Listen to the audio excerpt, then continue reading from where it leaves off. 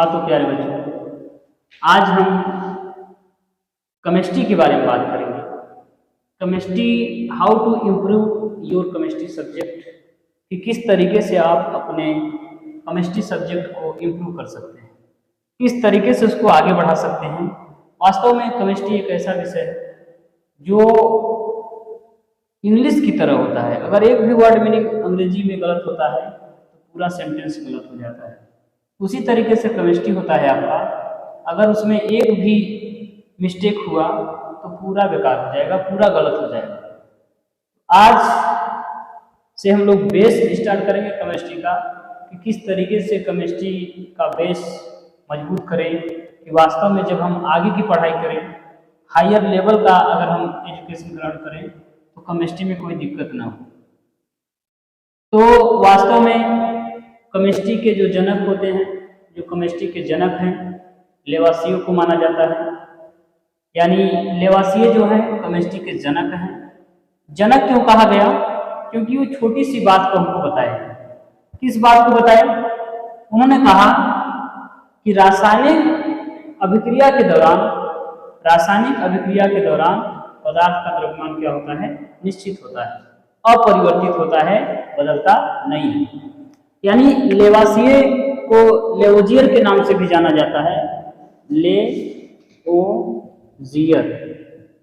ये लेवोजियर एक केमिस्ट्रियन है, यानी कहा जाए कि ये केमिस्ट्री के जनक माने जाते हैं। क्या माने जाते हैं? जनक। जनक अर्थात पिता, यानी इनसे ही केमिस्ट्री टिकी हुई है।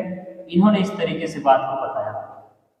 तो ध्यान से समझेंगे बात को कि वास्तव में लेवोजियर जो थे किस तरीके से केमिस्ट्री के जनक बन गए, क्या उन्होंने बता दिया। और बहुत से बड़े बड़े केमिस्ट हैं जो केमिस्ट्री के जनक नहीं बने। उन्होंने यही कहा कि रासायनिक अभिक्रिया के दौरान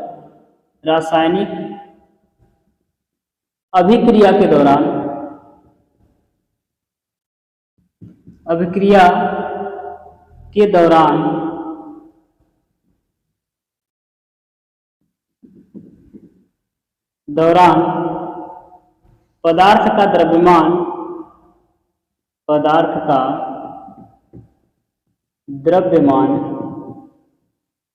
अपरिवर्तित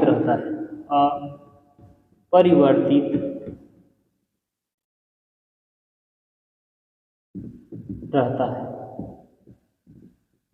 इस तरीके से यही बात उन्होंने बताया कि रासायनिक अभिक्रिया के दौरान पदार्थ का जो द्रव्यमान होता है वो क्या होता है? अपरिवर्तित, मतलब घटता बढ़ता नहीं है। सपोज जैसे मान लेते हैं, अगर 2 kg आपके पास चीनी है। क्या है? चीनी। कितना है? 2 किलो। अगर 2 किलो चीनी में अगर 5 kg आप चावल मिला देते हैं, क्या मिला देते हैं? चावल, तो जो इसका रिजल्ट निकल के आएगा, कितना निकल के आएगा? 7 kg।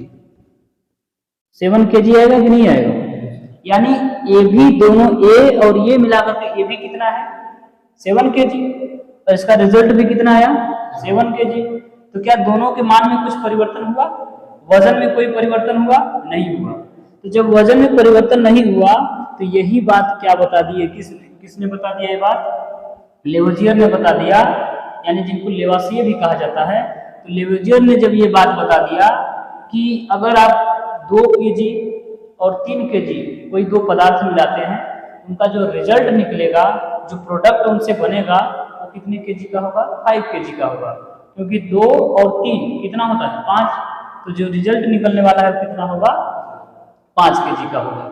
यानी इस तरीके की बात को बता करके लेवोजियर केमिस्ट्री के क्या बन गए? पिता।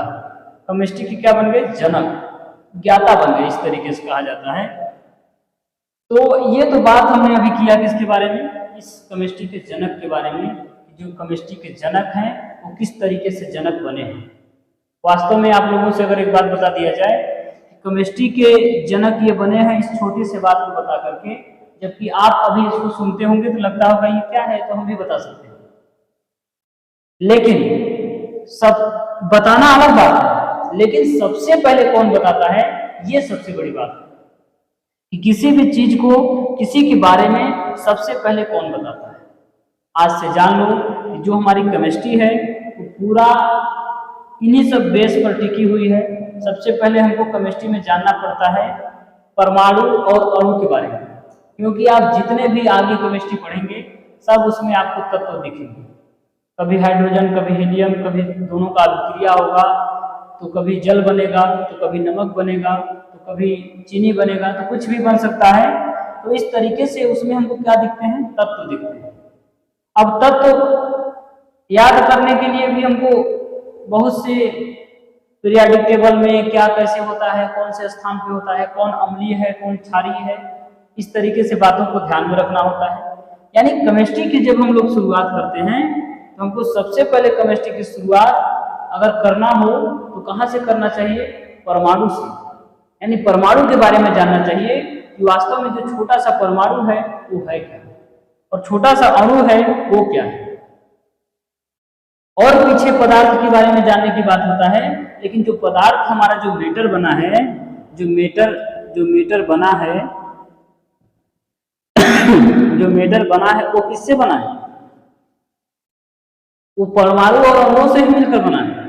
तो मेटर से भी जानने से पहले हमको किसको जानना पड़ेगा, परमाणु और अणु को जानना पड़ेगा। परमाणु और अणु को जानना पड़ेगा, पहले परमाणु फिर अणु।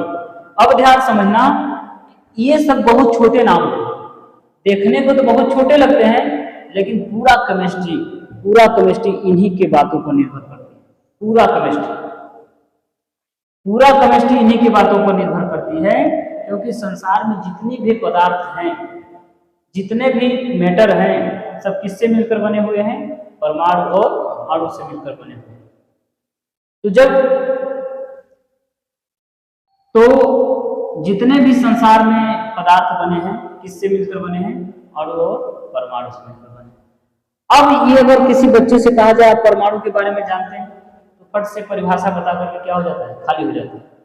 केवल परिभाषा मात्र से आप परमाणु के बारे में नहीं जान सकते, केवल परिभाषा मात्र से आप अणु के बारे में नहीं जान सकते। अणु और परमाणु के बारे में आप डिटेल अध्ययन करिए, क्योंकि चैप्टर होता है परमाणु का और अणु का। तो जब इसके बारे में डिटेल अध्ययन करेंगे तब आप जानेंगे कि वास्तव में परमाणु जो होता है, इस परमाणु का पता किसने लगाया। जब परमाणु का पता चल गया तो इसके बारे में परमाणु सिद्धांत किसने दिया। जब परमाणु सिद्धांत के बारे में पता चल गया तो वास्तव में जो इलेक्ट्रॉन, प्रोटॉन और न्यूट्रॉन होते हैं वो किसने बताया, जबकि वो भी किसमें आता है, परमाणु में ही आता है। तो जब इलेक्ट्रॉन, प्रोटॉन और न्यूट्रॉन पता चल गया तो इस पर कितने चार्जेस होते हैं ये पता करेंगे। जब ये पता हो गया तो पता करेंगे कितना वजन होता है इसका। जो परमाणु है उसका कुछ वजन भी है, कुछ उसका भार भी है कि नहीं है, तो ये भी आपको पता करना पड़ेगा। जब इतना जान जाओगे, जब ये सिर्फ जानने के बाद तब पता चलता है एलिमेंट्स क्या है,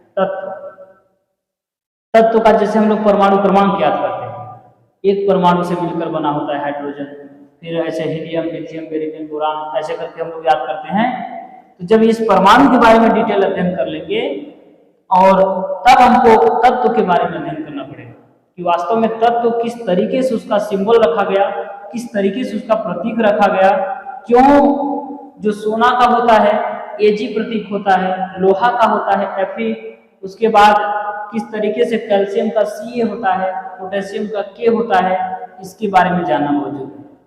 देखिए एक बात समझ लीजिए, अगर किसी भी विषय का आपको ज्ञाता बनना है, किसी भी विषय का जानकार बनना है, तो छोटी से छोटी बातों को आपको ध्यान में रखना पड़ेगा, छोटी से छोटी बातों को आपको पता करना पड़ेगा। अगर उस छोटी से छोटी बातों को आपने पता कर लिया तब जाके आप उस विषय के जानकार बनेंगे।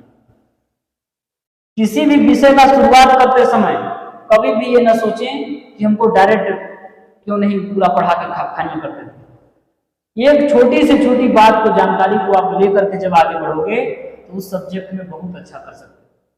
आज हम आपको बता दें कि केमिस्ट्री के टीचर नहीं मिलते, केमिस्ट्री का कोई जानकार टीचर आपको मिलेगा ही नहीं इतना जल्दी। क्यों? क्योंकि सब जितने बच्चे होते हैं केमिस्ट्री को फटाफट पढ़ना चाहते हैं, और केमिस्ट्री ऐसा सब्जेक्ट है जो फटाफट पढ़ा नहीं जाता, उस समझा जाता है। और वास्तव में केमिस्ट्री रटा नहीं जाता, केमिस्ट्री भी समझा जाता है।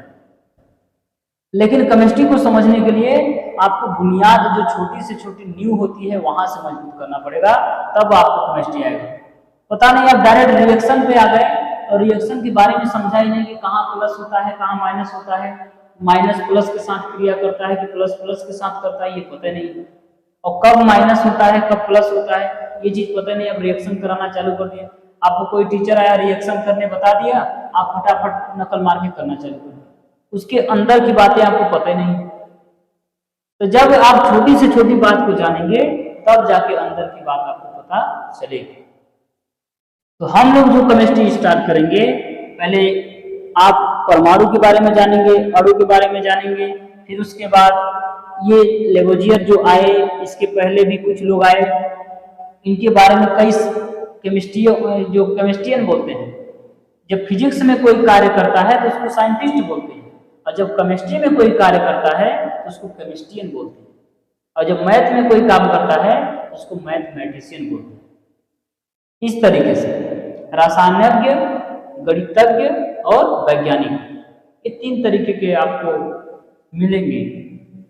अब ध्यान समझिए, अभी तक हमने जो बात किया लेवोजियर किस तरीके से जनक बने, ये नियम बता करके वो क्या बने, जनक बने। उसके बाद हमको ये चीज हमने आपको समझाने के लिए बताया, फिर उसके बाद हमने बताया केमिस्ट्री को पढ़ने के लिए आपको परमाणु अणु के बारे में जानना जरूरी है। फिर उसके बाद कई तरीके की बातें होती हैं, जैसे इलेक्ट्रॉनिक विन्यास होता है। इलेक्ट्रॉनिक विन्यास अभी आप लोग करना जानते होंगे, करते होंगे, लेकिन ये नहीं जानते होंगे कि इलेक्ट्रॉनिक विन्यास हमने किया क्यों कर रहे हैं इलेक्ट्रॉनिक विन्यास, इसका क्या जीवन में कुछ फायदा है, कुछ महत्व है, या इलेक्ट्रॉनिक विन्यास ऐसे 1s2 2s2 ऐसे करना चालू कर देंगे, ऐसा नहीं होता। इलेक्ट्रॉनिक विन्यास जब करेंगे, जब समझाएंगे आपको, तो बताएंगे वास्तव में इलेक्ट्रॉनिक विन्यास क्यों किया जाता है। आज से हम लोग केमिस्ट्री का क्लास स्टार्ट हो चुका है, और इसमें जब भी हम लोग पढ़ेंगे केमिस्ट्री का बेस पढ़ेंगे, और बेस से ही अगर नींव मजबूत हो गया तो दीवार मजबूत होगा, ये आपको पता है। तो आज हमने इतना चीज जाना, और अब आगे की तरफ चलते हैं। आज कुछ बहुत खास नहीं बताएंगे आपको, क्योंकि आज का क्लास स्टार्ट है। तो आज केवल इतना ही आपको सजेशन देंगे कि वास्तव में किसी भी सब्जेक्ट को मजबूत कैसे किया जाता है। तो कोई सब्जेक्ट जब मजबूत करना होता है तो सबसे पहली बात कि आपको उसमें लगन होना चाहिए, इंटरेस्ट होना चाहिए कि हम कुछ सीखने वाले हैं। आज हमको केमिस्ट्री के बारे में जानना है। आज से हम केमिस्ट्री का शुरुआत करेंगे, अभी से करेंगे, और तब तक करेंगे जब तक जानकार नहीं बन जाएंगे। तो किसी भी विषय की जब आप शुरुआत करो तो कहा जाता है कि अगर शुरुआत जब जबरदस्त होगा तो उसका अंत भी जबरदस्त होगा। जब रावण पैदा हुआ था तो उसका शुरुआत जबरदस्त हुआ था, इसलिए अंत भी भगवान के हाथ होगा, उसका अंत भी जबरदस्त होगा। तो जब शुरुआत जबरदस्त होगा तो अंत भी क्या होगा, जबरदस्त। तो आपको ध्यान दे दें कि आज तक किसी भी स्टूडेंट की अगर कमजोरी रही है तो कमजोरी है केमिस्ट्री सब्जेक्ट। दो चार तो परिभाषा याद कर लेता है स्टूडेंट, दो चार तो परिभाषाओं को याद करके उसको लगता है कि मैं केमिस्ट्री का जानकार बन गया। बहुत से बच्चे ऐसे होते हैं जो 1 से 30 तक तत्वों के परमाणु क्रमांक याद कर लेंगे, उनको लगेगा कि नहीं हमको केमिस्ट्री आ गया। 1 से 30 तक तत्वों का इलेक्ट्रॉनिक विन्यास बना लेंगे, उनको लगेगा कि हमको केमिस्ट्री आ गया, लेकिन ऐसा नहीं होता। वास्तव में आप अगर 1 से 30 तक तत्वों का अगर परमाणु क्रमांक याद किए हो तो क्यों याद किए हो? सबसे बड़ी बात तो यह है कि आपने उसको क्यों याद किया, उसका कहाँ आपके लाइफ में या आपके बुक में या आपके सिलेबस में कहाँ वो यूज होने वाला है। सबसे बड़ी बात तो ये है। तो जब इतनी सब बातों के बारे में गहराई से जब स्टूडेंट सोचता है तब जाके उसका दिमाग काम करता है, नहीं वास्तव में हमको ये चीज सीखना जरूरी है। और अगर ये चीज अगर वो सीख लिया, समझ लिया, किसी चीज को पढ़ने से पहले उसके महत्व को जान लिया हो, तब वो जब वो काम करना चालू करता है तो उसका लगन उसमें बढ़ जाता है। और बात ध्यान में रखें, आपको कोई भी सब्जेक्ट अगर ऊपर की ओर लेकर जाना है तो उसमें आप इंटरेस्ट पैदा करो। इंटरेस्ट पैदा करने का मतलब होता है उसमें समय दो आप, जब तो आपको प्यारा हो जाएगा। दुनिया की वस्तु से कोई भी सिलेबस से अगर किसी को प्यार होता है तो उसका मेन रीजन होता है टाइम। जितना टाइम जिसको ज्यादा देंगे उतना उससे क्या हो जाएगा, प्यार हो जाएगा। अब हमको प्यार किससे करना है? अब हमको प्यार करना है अपने विषयों से। केमिस्ट्री विषय हो गया, मैथ विषय, हर विषय से प्यार करना है। और प्यार करने का मतलब होता है उसमें इंटरेस्ट का पैदा होना। आज हमने इतना चीज आपको बताया कि इस तरीके से आप अपने विषय को इम्प्रूव कर सकते हैं। एक चीज आपको बताने वाले कि जब बच्चा सोचता है कि 1 से 30 तक तत्वों का नाम हमको याद हो गया तो उसको लगता है नहीं ये चीज। जब टीचर पूछ देते हैं कि हाइड्रोजन का परमाणु क्रमांक, वो बता देता है। जब वो एक बता खुशी महसूस ने बता दिया, लेकिन केवल उसके एक मात्र से बताने से, हाइड्रोजन का परमाणु क्रमांक 1 बताने से केमिस्ट्री उसको नहीं आ जाएगी। पहली बात उसको ये पता होना चाहिए कि हमने हाइड्रोजन का परमाणु क्रमांक जब 1 याद किया, इसका महत्व कहाँ है, इसका यूज हम कहाँ करेंगे, तब जाके वो क्या होगा। तब अगर जब ऐसा प्रश्न अगर आपके अंदर में आता है तो आप एक होनहार स्टूडेंट हो, आपके अंदर आगे बढ़ने की क्षमता है। हमेशा प्रश्न करना गलत बात नहीं है। कैसा भी प्रश्न हो उसका कुछ न कुछ आंसर जरूर होता है। अगर एक टीचर के पास आंसर नहीं है तो दूसरे टीचर के पास उसका आंसर होगा।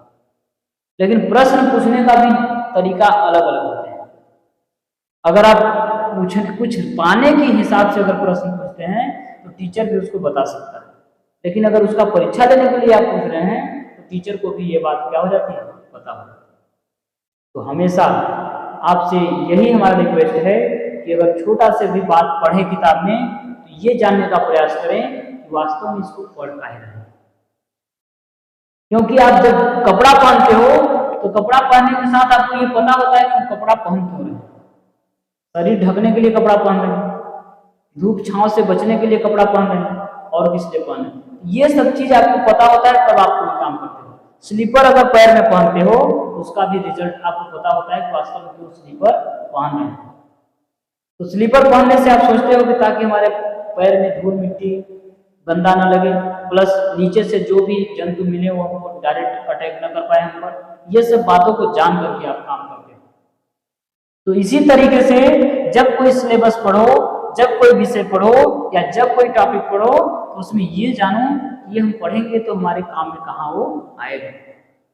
और यही जिस दिन जानना चालू कर दोगे उसी दिन आपको उस विषय में इंटरेस्ट आ जाएगा, लगन लग जाएगी, और जब लगन लग जाएगी तो आपको उस विषय में आगे बढ़ने से कोई नहीं रोक सकता।